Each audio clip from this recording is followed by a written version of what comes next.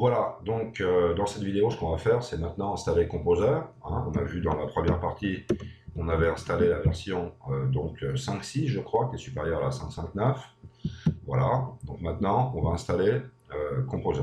Okay, on va vérifier donc que WAMP fonctionne parfaitement. On clique dessus. On voit qu'on a Apache, qu'on a MySQL, c'est nickel. On peut stopper les services sans problème. On peut les remettre. A priori, ça devrait marcher sans problème. D'accord? Voilà, donc là ça marche sans problème. Rappelez-vous que dans la vidéo antérieure, je vous avais montré comme quoi j'avais un problème avec httpd-conf. httpd.exe, d'accord, qui est un processus d'Apache, mais qui me bloquait le port 80, et c'était pas le problème de Microsoft Web Deploy. Comme problème, moi je connais comme ça grosso modo Sky, Microsoft Web Deploy, et maintenant ce problème de httpd.exe comme processus qui s'exécute tout simplement dans la liste des processus et ne laisse pas l'accès au port 80. Donc ça c'est résolu. Maintenant on va installer Composer. C'est parti. Download. Alors là, on descend directement vers la section Windows, hop, et on fait ça. Voilà.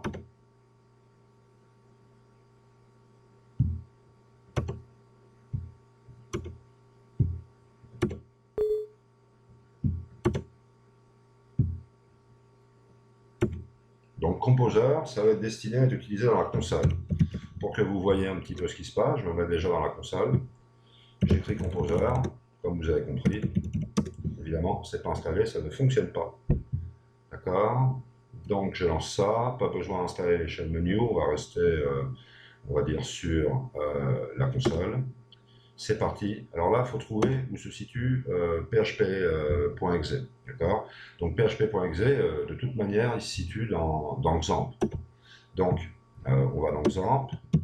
Je ne me rappelle plus trop où il se situe. php.exe. Peut-être là, je ne suis pas sûr, ce sera peut-être assez logique. Voilà, php.exe. Donc là, vous voyez bien, je vais lentement, que c'est cexample php. Par exemple, si j'ai WAMP Server, j'aurai sans doute un cWAMP Server PHP, enfin j'aurai un php.exe aussi dedans. D'accord? Donc ça veut dire c'est la version exécutable de PHP, donc le php.exe, de XAMPP, qui est finalement ce qui m'intéresse. Oh, j'ai de l'Easy PHP, j'ai du WAMP, ça peut m'intéresser, mais ça ne m'intéresse pas dans le même contexte et d'une certaine manière pour le même contexte de développement. Donc tout simplement, voilà. Hop. Et maintenant, tout simplement, j'installe Composer. Ce qui va m'intéresser après, c'est tout simplement d'écrire Composer dans la console et de voir que Composer fait quelque chose. D'accord? Voilà. Ok. On finit. Et a priori, Composer est installé. Alors, est-ce que ce que j'ai dit est vrai? Sans doute pas. Ah si. Tiens, c'est étonnant. Ça fonctionne. Bon, bah si ça fonctionne, je dirais que c'est fin de la vidéo. Ceci dit, j'avais quand même quelque chose. Regardez, j'ai un WordPad où j'ai marqué un petit peu mon path. On va voir ça. Voilà, dernière configuration. Ouais. Et là, j'avais Composer Setup.bin. Voilà. Donc en fait, moi, ce que j'avais rajouté, c'est cexample PHP pour avoir l'accès à l'exécutable php.exe. Donc ça pourrait être important. D'accord. Et ensuite, j'avais mis Composer Setup.bin. Donc il y a un moment, il est très clair qu'on me le demande. Et on m'a aussi demandé ça. D'accord. Voilà.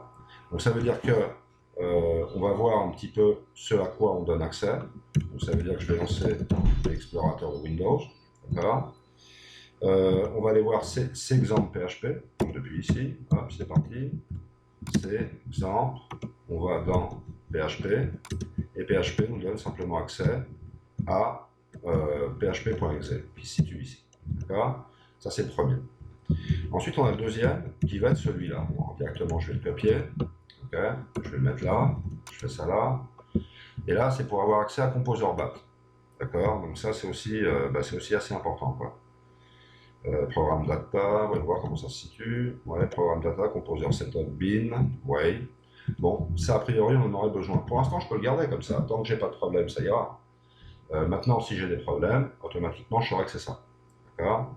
Et ensuite, j'ai celui-là ici. Regardez bien, on prend ça ici, voilà, on copie ça là, et là, il ne trouve absolument rien. Donc ça, je pense que ce sera quelque chose qui simplement arrivera après. Bon, pour l'instant, on peut dire ça marche. Donc, vous voyez à peu près comme ça. C'est exemple PHP, ben, si vous avez pris exemple, ça va être la même chose. Si c'est Program Data Composer Setup Bin, ce sera la même chose. Là, c'est Say Users. Alors évidemment, là, c'est you, hein, c'est vous. C'est Philippe, c'est Pierre, c'est qui que ce soit. D'accord? Donc pour l'instant, si ça marche, je vais le laisser comme ça et on verra bien ce qui se passe. Je vais quand même regarder ici. Alors attention, je sors. Ouais. Ok. Je vais quand même revenir sur Firefox. Je vais revérifier ça quand même sur laravel.com. On y retourne. Documentation. Installation. D'accord.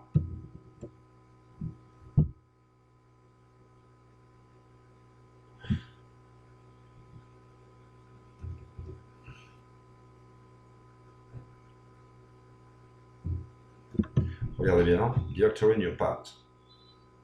So the Laravel executable can be located here.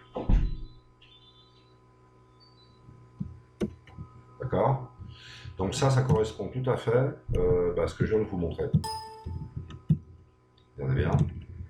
Alors ça, Composer Vendor Bin. Composer Vendor Bin, moi c'est pas le même que j'aime. Composer Vendor Bin. Si, c'est celui-là.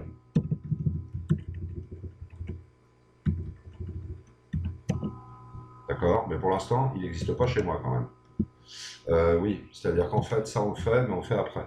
D'accord? C'est-à-dire que jusqu'à présent, on peut utiliser ça. On peut utiliser ça parce qu'on a installé le composer. D'accord? Mais pour l'instant, on n'a pas fait l'installation de Laravel. Donc forcément, ça veut dire que tous ces fichiers-là n'ont pas été créés. D'accord? Donc forcément, ils ne sont pas référenciables. Ou si on les référencie a priori. Donc voilà. Alors ce que je vais faire maintenant, c'est installer Laravel à partir de Composer. Mais je vais faire ça dans la prochaine vidéo. A tout de suite.